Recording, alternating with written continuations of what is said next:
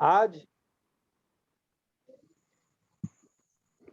आज जो सामान्य चर्चा है, आज है 23 सितंबर, संकल्प दिवस की अवसर पर आज का चर्चा का विषय है। और आज कम से कम 5 से 7 साथी इस चर्चा में भाग लेने के लिए मेरा पास जो लिस्ट आया हुआ है। और आज है संकल्प दिवस और मैं आज एक बहुत ऐतिहासिक दिन है और इस दिन को हमको थोड़ा जानना चाहिए। मैं थोड़ा सा बोल के अपना बात शुरू करता हूँ। हिंदू धर्म में जातिवाद, छुआछूत, ऊंच नीच, भेदभाव, अंधविश्वास, पाखंडवाद और असमानता पर टिका हुआ है। हिंदू धर्म में कई कितने भी विद्वान हो जाए, कोई कितना भी धनवान हो जाए, कोई कितना भी चरित्रवान हो जाए, कोई कितना भी अच्छे गुणवान हो जाए, कोई कितना भी सुंदर हो जाए और कोई कितना भी अच्छे हो जाए, आज जो असमानता है, भेदभाव है, छुआछूत है, उसका अंदर ही उसको रहना पड़ता है। और उसी असमानता को महामानव बोधिसत्व परम पूज्य बाबा साहेब डॉक्टर बी.आर. अम्बेडकर ने बचपन से ही बहुत उसका समस्या का वो आगे समस्या का सम्मुखीन हुए। और इतना पढ़ाई लिखाई करने का बाद भी उनको जब भारतवर्ष वापस आए, तब भी उनको वही समस्या का समाधान करना, समस्या को झेलना पड़ा। और उसी जो समस्या को झेलना पड़ा, उन्होंने जब वडोदरा गए, वहाँ उनको एक किराए पर एक मकान भी नहीं मिला और एक धर्मशाला में जो पारसी है उनका रहना पड़ा। फिर बाद में वहीं से भी उनको असम्मान किया गया। और उसी दिन को बाबा साहब ने संकल्प लिए कि आज जो भारत में जो जातिवाद है, जो भेदभाव है, जो असमानता है, उसको जैसे भी हो दूर करेंगे बोलकर उन्होंने संकल्प लिया है। आज मैं जब ये बात भी कहता हूँ तो अपने मन में कई सारे अलग अलग भाव भी सृष्टि होता है साथियों। और इसी विषय पर आज चर्चा होने जा रहा है। आज का जो पहला जो हमारा जो वक्ता है, जो स्पीकर है, माननीय दया भाई कवि जो गुजरात के हैं। उसके बाद माननीय नामदेव बागमारे जी जो महाराष्ट्र के हैं। तो मैंने पहला दया भाई कवि जो गुजरात के हैं उनको मैं अनुरोध करता हूं आज का विषय पर वो अपना विचार रखें। माननीय दया भाई कवि जो गुजरात के हैं उनको मैं अनुरोध करता हूं कि वो अपना माइक को अनम्यूट करें और आज का जो संकल्प दिवस का जो अवसर पर हम जो वेबिनार पर चर्चा कर रहे हैं, इस विषय यहाँ पर वो अपना विचार रखें।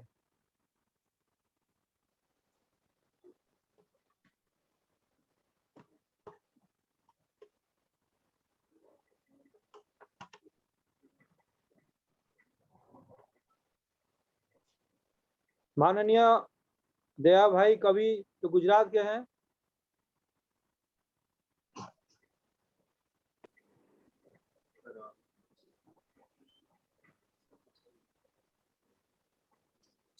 जय भीम। बोलिए। जय भीम, जय भीम। विश्व शांति दूत तथागत गौतम बुद्ध को नमन। विश्व रत्न बोधिसत्व डॉक्टर भीमराव अंबेडकर साहब को कोटि कोटि वंदन नमन। हमारे समाज में जन्मे संत महात्मा गुरुओं को, जाति व्यवस्था विरोधियों को नमन करते हुए आज हमारे संस्थापक अध्यक्ष RBM आगरा आदरणीय धर्म प्रकाश भारतीय साहब, राष्ट्रीय कार्यवाहक अध्यक्ष राष्ट्रीय बौद्ध महासभा बादल सिंह बौद्ध जी, संचालन कर रहे हमारे महेश्वर संडा, तो वक्तागण एवं केंद्रीय कार्यालय प्रभारी सचिव, सभी उपासक उपासिकाओं को मेरा जय भीम। आज तारीख 23 सितंबर 21 ऐतिहासिक अंतरराष्ट्रीय संकल्प दिवस, संकल्प भूमि राष्ट्रीय धरोहर के बारे में मैं मेरा वक्तव्य प्रस्तुत कर रहा हूं।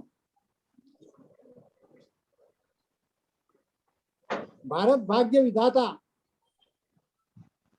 डॉक्टर भीमराव अंबेडकर के 104 वर्ष पहले अश्रु गिरे और बाबा साहब ने इसी दिन एक ऐतिहासिक दृढ़ संकल्प लिया। वही संकल्प जो कि आज भारत के संविधान के रूप में राष्ट्रीय पुस्तक ग्रंथ है। इस पवित्र भूमि का विधिवत नामकरण 14 अप्रैल 2006 को हुआ। तदुपरांत विश्व में अब इस पवित्र स्थल को संकल्प भूमि सयाजी बाग, वडोदरा, गुजरात, भारत के नाम से जाना जाता है। संकल्प भूमि सयाजी बाग, वडोदरा एक कदम राष्ट्रीय धरोहर की ओर। बाबा साहब का संकल्प अर्थात संविधान अंकुरण। संकल्प भूमि मतलब संविधान अंकुर की पवित्र प्रथमतः भूमि। संकल्प भूमि मानव धर्म राष्ट्र के आदर्शों की भूमि। संकल्प भूमि देश की एकता अखंडता के आदर्शों की भूमि। संकल्प भूमि यानी समता, स्वतंत्रता, बंधुता के आदर्शों की भूमि। संकल्प भूमि यानी मानवीय संवेदनाओं की भूमि, दीक्षा भूमि की जननी। संकल्प भूमि राष्ट्रीय धरोहर, विश्व धरोहर की समरूप। देश की राजधानी नई दिल्ली, लेकिन देश की संवैधानिक राजधानी तो संकल्प भूमि सयाजी बाग, वडोदरा ही है। वडोदरा नगरी व ऐतिहासिक भीम संकल्प घटनाक्रम सर्वविदित है कि आज भी दुनिया के किसी न किसी भाग से समता के अभाव से हिंसात्मक अमानवीयता के खतरनाक परिणाम दिन प्रतिदिन आते ही रहते हैं। ऐसी ही एक घृणित अमानवीयता की घटना वडोदरा नगरी में घटी। ज्ञातव्य है कि आधुनिक भारत के निर्माता डॉक्टर भीमराव अंबेडकर यहाँ वडोदरा नगरी के महाराजा श्रीमंत सयाजीराव गायकवाड़ तृतीय द्वारा प्रदत्त उच्च शिक्षा के लिए ऋण शिष्यवृत्ति अनुबंधानुसार दी गई थी कि उच्च शिक्षा उपरांत कम से कम 10 वर्ष की अवधि तक इन्हें अपनी सेवा वडोदरा रियासत को देनी होगी। शिक्षा उपरांत सितंबर 1970 में भारत के प्रथम दर्जे के विद्वान बाबा साहब अपना कर्तव्य निभाने हेतु बड़ौदा नगरी में पधारे। इन्हें यहाँ सैनिक सचिव के उच्च पद पर आसीन किया गया था, लेकिन यहाँ के अधिकतर अधिकारी क्षुब्ध रह गए क्योंकि हिंदू परंपरा के अनुसार वो एक अछूत व्यक्ति थे। अछूत को इतना बड़ा हुद्दा, महाराजा के कृपा पात्र भारत के प्रथम दर्जे के विद्वान होने के बावजूद भी इन्हें यहाँ प्रतिदिन भीषण मनुवादी मानसिकता से रोगग्रस्त सहयोगियों द्वारा जाति सूचक व घृणित कटाक्षों की अति से अपमान की दुर्दशा का जहर पीना पड़ रहा था। इन्हें यहाँ रहने के लिए मकान तक नहीं मिला। एक पारसी की धर्मशाला में नाम बदलकर ऐदल सोराब जी रहना पड़ रहा था, लेकिन ये बात छुप नहीं सकती। मात्र 11 दिनों के अंदर ही अर्थात 23 सितंबर 1970 रविवार के दिन तो अति ही हो गई कि उन पर पारसी की धर्मशाला निवास पर लकड़ी की डंडों से लगभग दर्जन भर पारसियों ने क्षुब्ध अधिकारियों की सहमति से अति भद्रता के साथ आक्रामक हमला बोल दिया, आरोप लगाते हुए कि तूने धर्मशाला को अपवित्र कर दिया। घोर अपमानित करते हुए उनका सामान भी बाहर फेंक दिया और धर्मशाला को तुरंत ही खाली करने का फरमान भी सुना दिया।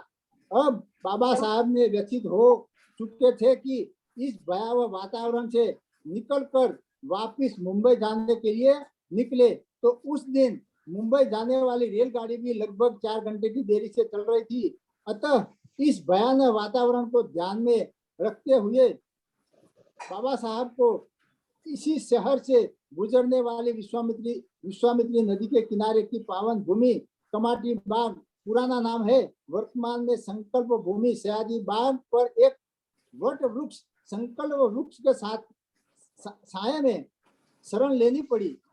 इन्हीं पलों को व्यतीत करते हुए बाबा साहब असहनीय पीड़ा भरी सोच में डूब चुके थे कि मेरे ही देश और मेरे जैसे भारत के प्रथम नंबर के महाशिक्षित विद्वान की ये दुर्दशा है, तो शेष करोड़ों गुलामी भरा जीवन जीने वाले मानवों की दुर्दशा कितनी भयावह होगी। इस वक्त बाबा साहब की आंखों से अश्रुओं का झरना रुकने का नाम ही नहीं ले रहा था। क्या ये अश्रु साधारण हो सकते थे? इन्हीं अश्रुओं से भारत भाग्य विधाता बाबा साहब के ज्ञान भंडार में, मस्तिष्क में उन करोड़ों शोषितों वंचितों के रोते बिलखते चित्र उभर कर उनके मस्तिष्क में प्रतिबिंबित हुए। आज उनकी मानवीय संवेदनाएं करा उठी थी। इसी वक्त एक दृढ़ संकल्प की चिंगारी उनके मस्तिष्क से निकली कि आज से मेरा परिवार, वो समस्त करोड़ों शोषित गुलामी भरा जीवन जीने वाले मानव है, मैं आज से जीवन पर्यंत सिर्फ समता के महान आदर्श के स्थापत्य व मानवीय शोषण की भयंकर बीमारी के निर्मूलन के लिए अंतिम श्वास तक संघर्ष करूंगा। आज बाबा साहब ने वडोदरा नगरी तो छोड़ी, लेकिन ऋण मुक्त होने की जिज्ञासा अभी बाकी थी।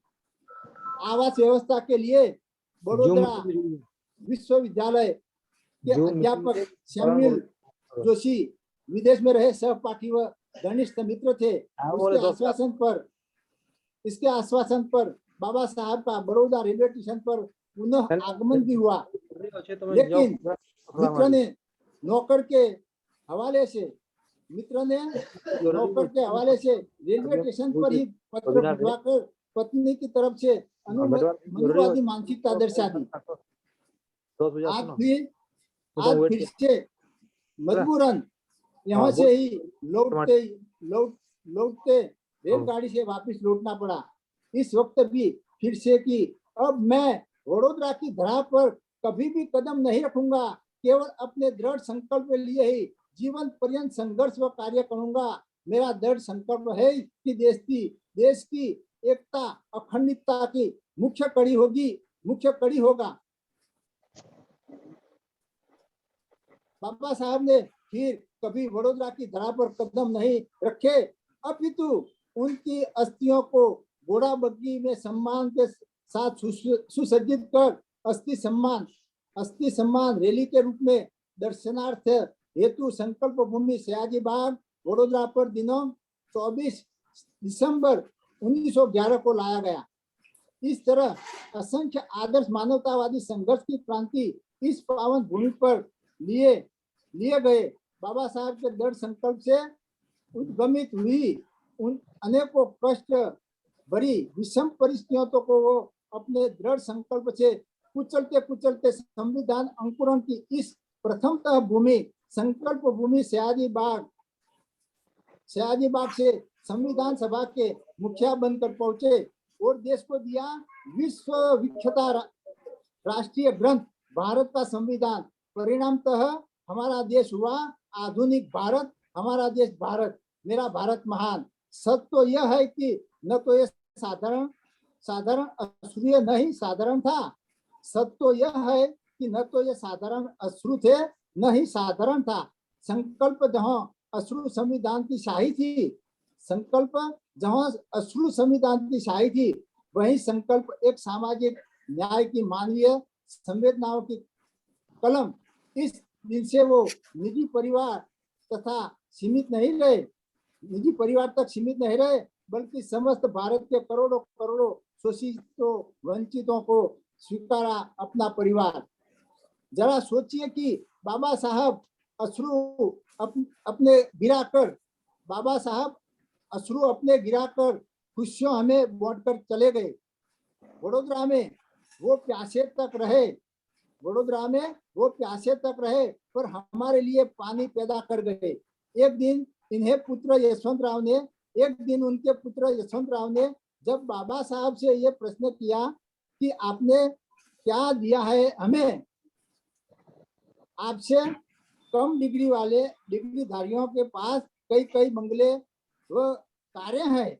बाबा साहब का उत्तर बड़ा ही हृदय स्पर्शी था कि यशवंत राव, तुम मेरे अकेले बेटे नहीं हो, मेरी तो लाखों करोड़ों संतानें हैं। मैं लाखों करोड़ों संतानों के लिए घर, बंगला व कारों की व्यवस्था के लिए संकल्पबद्ध हूँ।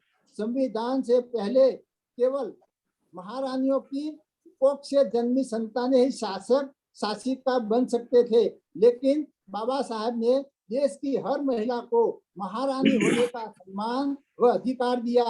आज देश की कोई भी संतान इस देश के शासक शासिका बनते हुए आप स्वतः परिणाम देख रहे हैं। अनेकों विदेशी नौकरियों में अवसर सिर्फ अपने दृढ़ संकल्प को पूरा करने के लिए खोए। यहाँ नहीं, बाबा साहब ने अपनी 4 संतानों को धन व उपचार के अभाव से ही खो दिया, लेकिन दृढ़ संकल्प से पीछे नहीं हटे। वडोदरा में इन्हें रहने का मकान तक नहीं मिला, लेकिन करोड़ों उपेक्षित मानवों को देश की मुख्य धारा से जोड़कर महल, बंगला, मकान, दुकान व कार लेने के समर्थ बनाकर चले गए। हमारे पास न सोना था, हमारे पास न सोना था, न चांदी थी, हम तो थे कंगाल। एक भीमराव रामजी आम्बेडकर मिले और हम हो गए मालामाल। क्या हमारा कर्तव्य नहीं बनता कि विश्व धरोहर दर्जे की पावन भूमि संकल्प भूमि सयाजी बाग पर संयुक्त रूप से जुड़कर इस महान पर्व के वर्ष पर 23 सितंबर को अंतरराष्ट्रीय संकल्प दिवस महोत्सव के रूप में मनाकर महामानव भारत भाग्य विधाता बाबा साहब के महान संकल्प को श्रद्धा सुमन के साथ इतिहास के सुनहरे पन्नों में दर्ज कराएं। इस सन 19वीं सदी अमर हो गई इतिहास में महान देश की महान विभूति, जिसका उज्जवल जीवन प्रकाशे ऐसे मानव ने जन्म लिया। भीमराव को सबने देखा था, भीमराव को सबने देखा था। जय भीम, नमो बुद्धाय। बहुत बहुत साधुवाद दया भाई कवि जी को। आपने बहुत ही सुंदर आज का संकल्प दिवस पर विचार रखे हैं, इसीलिए आपको मेरी तरफ से और राष्ट्रीय बौद्ध महासभा तरफ से आपको बहुत बहुत साधुवाद, धन्यवाद। अभी हमारा जो नेक्स्ट हमारा जो वक्ता है, इनका नाम है माननीय नामदेव बागमारे जी, जो महाराष्ट्र के हैं। मुझे लग रहा है शायद वो सर नहीं जुड़े हुए हैं। नामदेव बागमारे जी,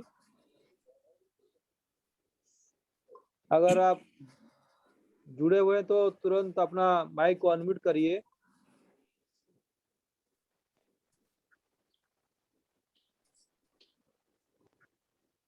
और कुछ साथी को मेरा विनम्र निवेदन है कि आपका माइक में जो रेडमी लिखा हुआ है, अलग अलग गैलेक्सी लिखा होता है, कृपया करके पार्टिसिपेंट पर जाकर रीनेम पर जाकर अपना नाम लिखे, ताकि सभी को पता चले कि आप कहाँ से और जुड़ रहे हैं।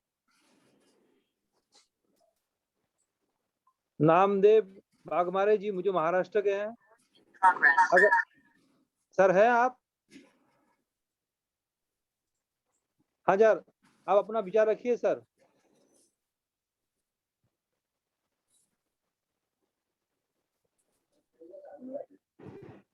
सर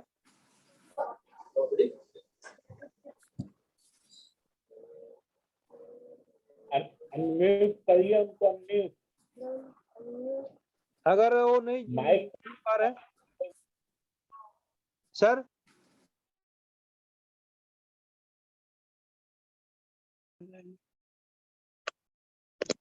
बोला। Hello hello. हाँ बागमारे जी। जी जी, जय भीम। जय भीम। जय भीम नवोदय सर, आप अपना विचार रखिए सर। जी जी।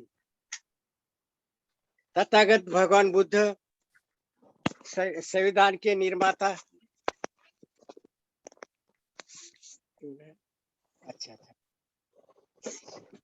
संविधान के निर्माते बोधिसत्व डॉक्टर बाबा साहब अम्बेडकर, आरबीएम तथा आज के कार्यक्रम का अध्यक्ष आदरणीय धर्म प्रकाश भारतीय आगरा, और आज के कार्यक्रम के सभी संयोजक और सभी पार्टिसिपेंट अर्थात सभी वक्तागण को सप्रम जय भीम।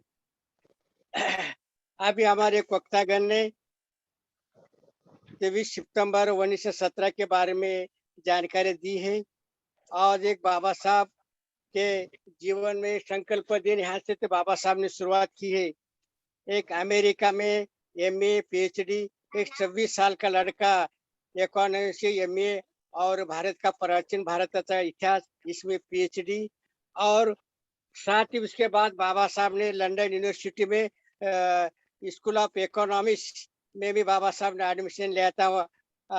और इतना एक बड़ा विद्वान, जो कि आप सबको पता है, जब बाबा साहब कोलंबिया यूनिवर्सिटी में थे और उस भारतातील जाति यानी इंडियन कास्ट, भारत में जाति की उत्पत्ति और वो कैसा है उसका विकास हुआ, इसके बारे में बाबा साहब ने एक संशोधन निबंध पढ़ा।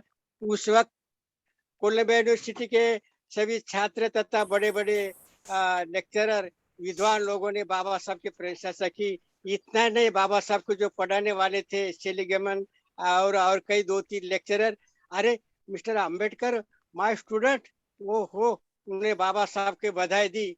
और बाबा साहब ने कोलंबिया यूनिवर्सिटी के एजुकेशन खत्म होने के बाद लंदन में इकोनॉमिक्स अप स्कूल में एडमिशन ली। ये बात है 1917 की। और लेकिन जब महाराजा बड़ौदा के सयाजीराव महाराज ने बाबा साहब के कोलंबिया यूनिवर्सिटी के लिए, उधर के पूरे एजुकेशन के लिए उन्हें स्कॉलरशिप दी, बाबा साहब ने उनके मदद से कोलंबिया यूनिवर्सिटी में बाबा साहब ने एमए की, पीएचडी की, और 1 साल की शिशोर की भी बढ़ाई। लेकिन बाबा साहब की तमन्ना पूरी नहीं हुई, लंदन यूनिवर्सिटी में बैरिस्टर होना और उधर भी पूरा एजुकेशन करने बाबा साहब की इच्छा थी। लेकिन जब बाबा साहब लंदन यूनिवर्सिटी में एडमिशन लेने के बाद बड़ौदा संस्थान से वहाँ के दीवान जी ने पत्र लिखा है, मिस्टर अंबेडकर, आपका अग्रीमेंट अनुबंध पूरा खत्म हो गया, तुम्हें किसी हालत में इंडिया में आना होगा। तब बाबा साहब परेशान हो गए, और बाबा साहब बहुत ईमानदार और तत्ववेत्ता थे। ठीक है, हम सयाजीराव महाराज को जो हमें अग्रीमेंट में लिखा था कि हम मेरे एजुकेशन पूरा होने के बाद मैं आपके संस्थान में आ जाऊंगा और मैं सर्विस करूंगा। लेकिन बाबा साहब को बहुत सीखने की इच्छा थी, लेकिन उनके अग्रीमेंट एंड अनुबंध की वजह से बाबा साहब इंडिया में आ गए। और इंडिया में आने के बाद आप सभी ने रिपीट में बात नहीं करता हूँ, लेकिन आप सभी को पता है बाबा साहब इसके पहले भी 1913 में बड़ौदा में गए थे, और बड़ौदा में गए के बाद बाबा साहब के वो अपमान, बाबा साहब के बहुत कष्ट उठाना पड़ा, बाबा साहब की इतना कष्ट हुए लेना पड़ा कि बात दोबारा करना मैं नहीं चाहता हूँ। लेकिन 13 की बात तो बाबा साहब के पिता भी चले गए और वहाँ सर्विस करने में बहुत मुश्किल हो गई। लेकिन उसी वक्त बड़ौदा के महाराज सयाजीराव गायकवाड़ ने एक बार अपने भाषण में डिक्लेयर किया था कि हम तो हर साल एजुकेशन डिपार्टमेंट से, हमारी इंडिया से कई छात्र, खास विद्वान छात्र जो होशियार छात्र है, ऐसे छात्रों को हम फॉरेन कंट्री के एजुकेशन के लिए भेज सकते हैं और भेजने वाले। लेकिन दलित समाज में एक आधा कोई अच्छा छात्र हो जो कि वो उसमें सक्सेस हो और वो अपना नाम और अपने देश का नाम करेगा, ऐसा कोई छात्र अगर है तो हम भेजेंगे। ऐसा एक सभा में महाराजा सयाजीराव गायकवाड़ ने अपने भाषण में कहा था। बाबा साहब के गुरुजी केवलेश्वर गुरुजी ने ये पूरा बात ख्याल रखी और बड़ौदा के महाराज को कहा है, महाराज अपने अपने भाषण में कहा था कि दलित समाज के छात्र हमें फॉरेन में भेजना है। आपने आपने जो आपकी अपेक्षा थी वे पूरे पूर आपकी अपेक्षा के लिए पूरे छात्र है, उसका अम्बेडकर नाम आपने तो उनको जानते हैं और आपने बीए तक अपनी एजुकेशन भी दिया मुंबई यूनिवर्सिटी में। तब बाबा साहब को बड़ौदा के महाराज ने कहा, अच्छा तुम्हें आगे लाके बाबा साहब के कुछ प्रश्न पूछा है कि मिस्टर अंबेडकर आप पढ़ाई करने के बाद आप क्या करोगे? सर मैं तो ज्ञान तो प्राप्त करूंगा ही और आपके अगर अनुमति मिल गई, आपको सपोर्ट मिल गया तो मैं एजुकेशन तो प्राप्त करूंगा ही, लेकिन मैं समाज सेवा भी करूंगा। अरे समाज सेवा कैसा करूंगा? अब तो वो एग्रीमेंट खत्म होने के बाद तो तुम्हें तो हमारे संस्थान में नौकरी करने की है और ये नौकरी कैसा करेंगे और आप समाज सेवा कैसा करेंगे? हाँ, तो ये दो दो भाषा कैसे करेंगे? महाराज राजे, अगर राजा ने अगर हमें सम्मति दी और सपोर्ट की और मुझे आपने तुम्हें मौका दिया तो मैं समाज सेवा भी करूंगा। तो महाराजा सयाजीराव महाराज गायकवाड़ बहुत खुश हो गए। चलो आप एजुकेशन डिपार्टमेंट में आप फॉर्म भरो और तुम्हें फॉरेन भेजूंगा। इस तरह से महाराज सयाजीराव गायकवाड़ के सपोर्ट से बाबा साहब ने कोलंबिया का एजुकेशन तो पूरा कर दिया और लंदन से भी एडमिशन लेकर वहाँ बाबा साहब पढ़ाई कर रहे थे। उस वक्त शाह महाराज ने भी थोड़ी मदद की थी, लेकिन ये बात 1 साल का हो गया, लेकिन 4 साल का एजुकेशन था लंदन यूनिवर्सिटी में।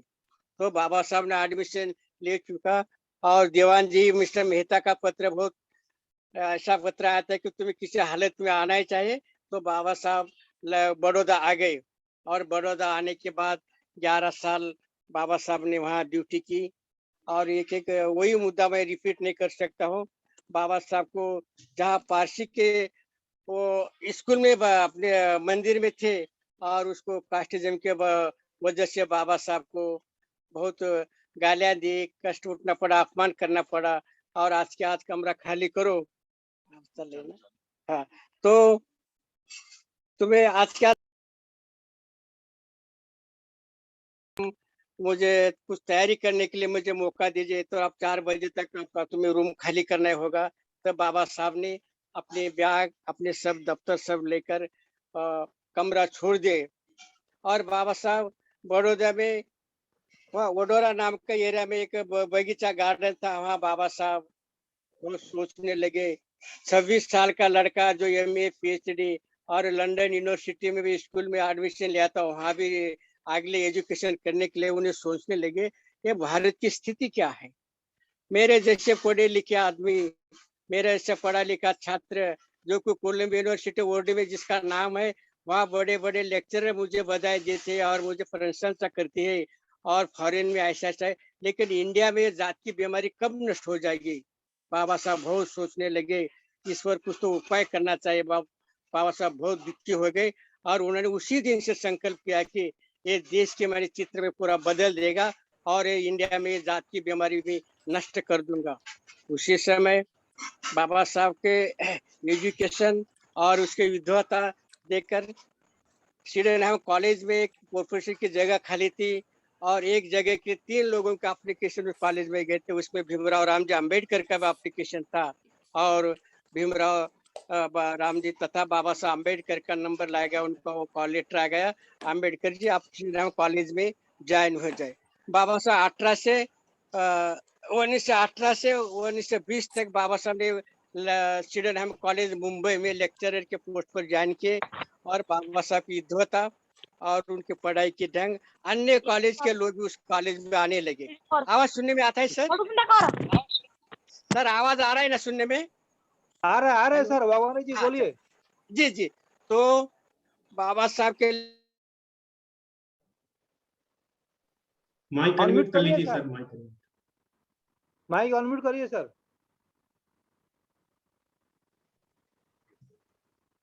भगवान जी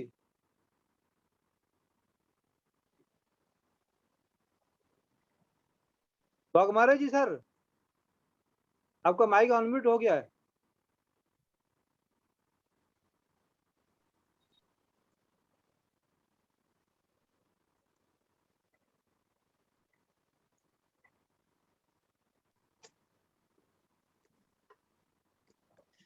तो sir sir mic on mute हो गया।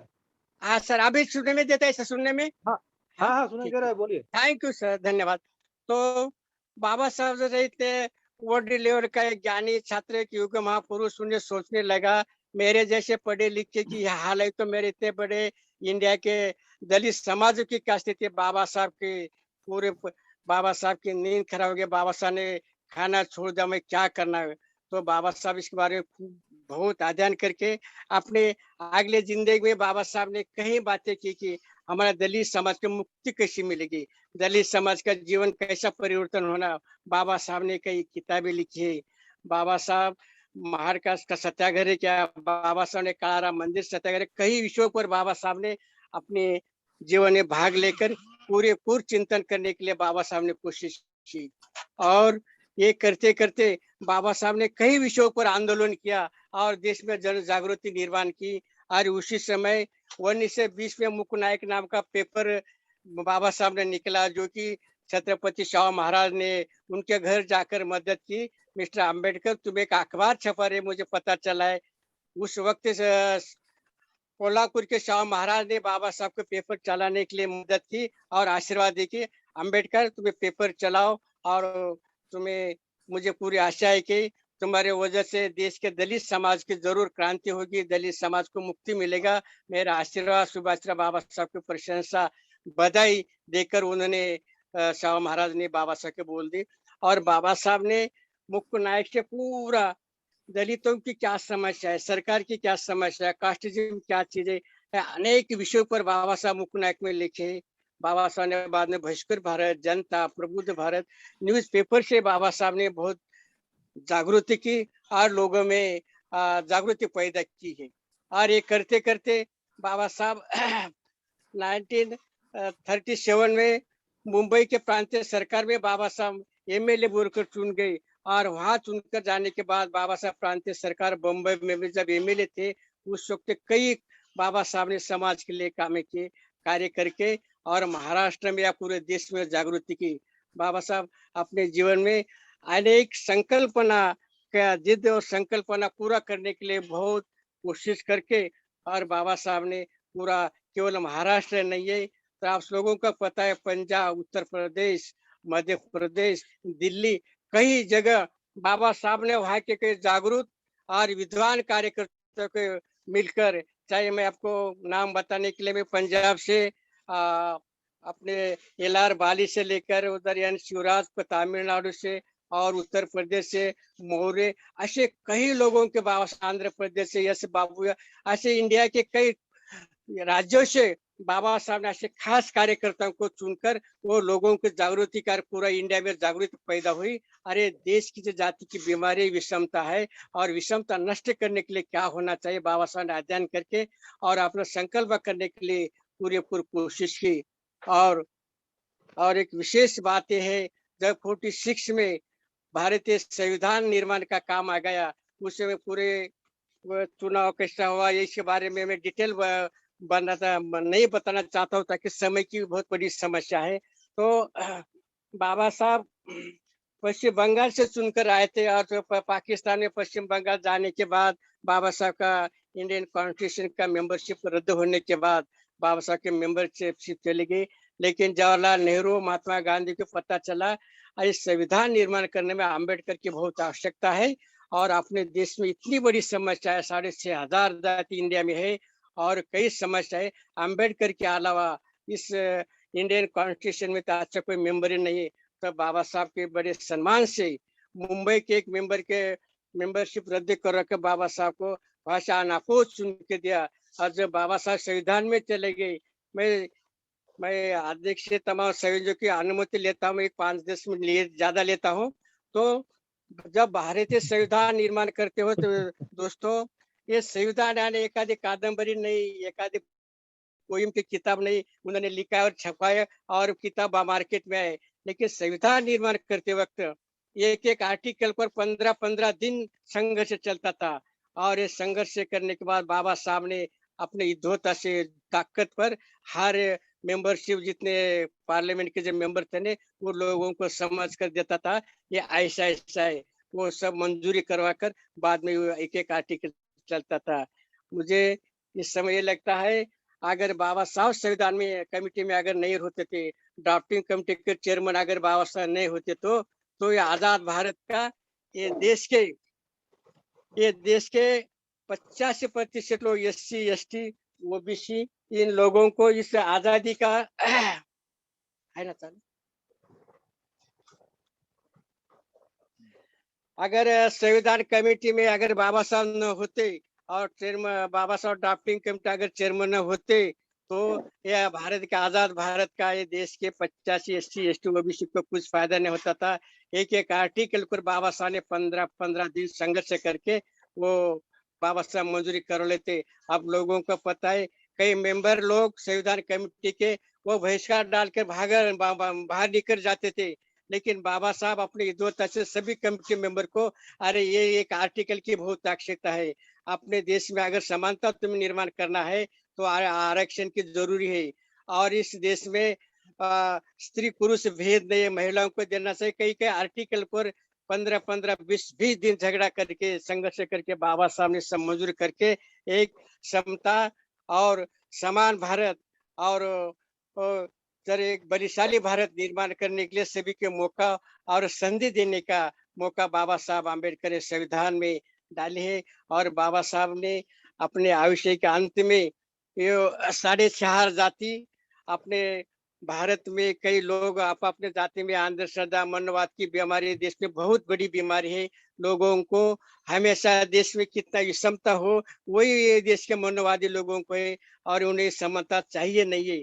तो बाबा साहब ने 14 अक्टूबर 56 को तो बौद्ध धर्म में देकर और अपना एक समान भारत, बुद्धिवादी भारत, नैतिकता का पालन करने वाला भारत और ये आशा देशों के लोगों को एक उच्च नैतिक मूल्य का विचार देने का बाबा साहब ने 14 अक्टूबर को बौद्ध धर्म की दीक्षा दी और लोगों को एक बड़े विचार और नैतिकता मानवता क्या चीज है ये बाबा साहब ने अपने बौद्ध धर्म की दीक्षा से लोगों को दी है। बाबा साहब ने बुद्धायन धर्म किताब अपने देश को दी है।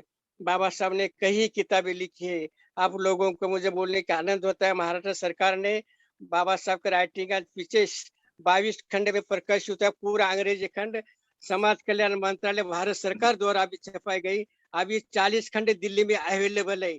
अभी एक कार्यकर्ता लोगों को खंड की बहुत आवश्यकता है। आप सभी को पता है शांति स्वरूप बौद्ध का लड़का मिस्टर कपिल स्वरूप बौद्ध है और उनके अगर अपन संपर्क किए तो वो खंड आपको प्राप्त कर देंगे। अगर बाबा साहब की कष्ट, बाबा साहब का मेहनत, बाबा साहब ने देश के लिए क्या क्या अगर आपको पूरी जानकारी का अध्ययन करना है तो मैं सभी भाई और बहनों को मैं रिक्वेस्ट करता हूं कि केंद्र सरकार समाज कल्याण मंत्रालय ने हिंदी में 40 खंड वैल्यूज प्रकाशित किए, वो आप पढ़ने का कोशिश करें।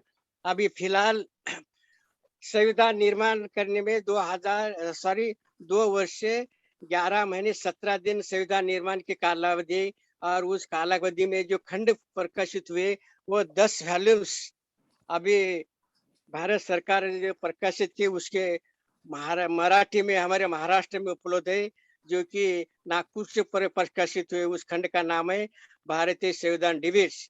तो मुझे विशेषकर ज्ञान की आवश्यकता है। मनुष्य के जीवन में ज्ञान एक बहुत बड़ी चीज होते है। भगवान बुद्ध कहते हैं मनुष्य का अगर जीवित रहने के लिए अन्न और पानी की आवश्यकता है उतना अन्न और पानी जितना ही आवश्यकता मनुष्य के लिए ज्ञान की है। तो आप किताबें पढ़े, भगवान बुद्ध और बाबा साहब समझने के लिए कोशिश करें और खुद जागरूक बने और लोगों को भी जागरूक करने के लिए कोशिश करें। मैं ऐसी में अपेक्षा करता हूँ और लोग अंधश्रद्धा, रूढ़ी परंपरा और विषमता के जो पुरस्कर्ता लोग हैं उनकी ये कूटनीति को नष्ट करना और अपने जीवन में सफलता प्राप्त करना और सफलता एक भारत, बलशाली भारत बनवाकर और इस संविधान का सभी लोगों को, सभी जाति के लोगों को लिए इसका लाभ कर अपने एक समतावादी और एक अच्छा भारत और भारत में जैसे समानता पैदा होकर अपने भारत सोने की चिड़िया कहा जाता है और बाबा साहब के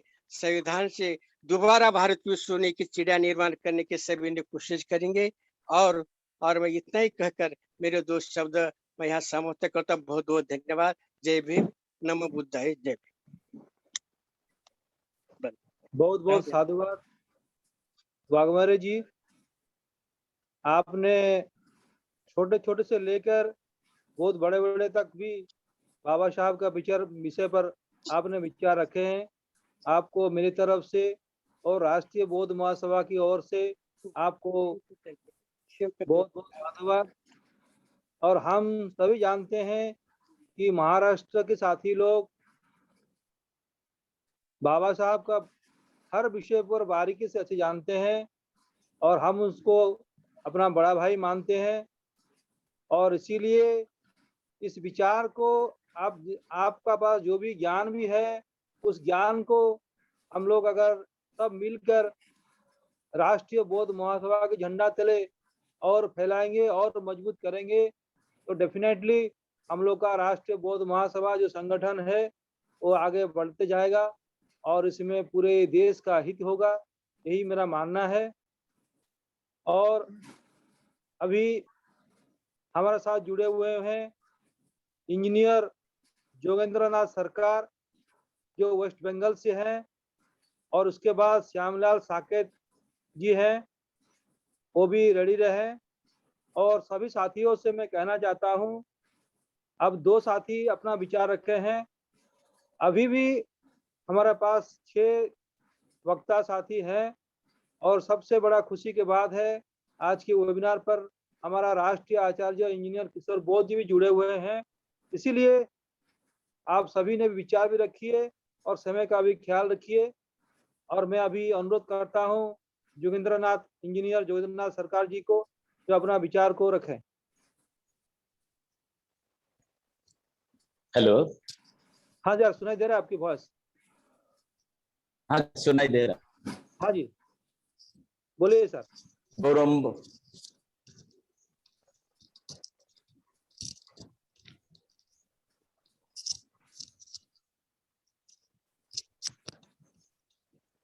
गौतम बुद्ध का चरण में हमारा श्रद्धांजलि रखते हुए चरण में हमारा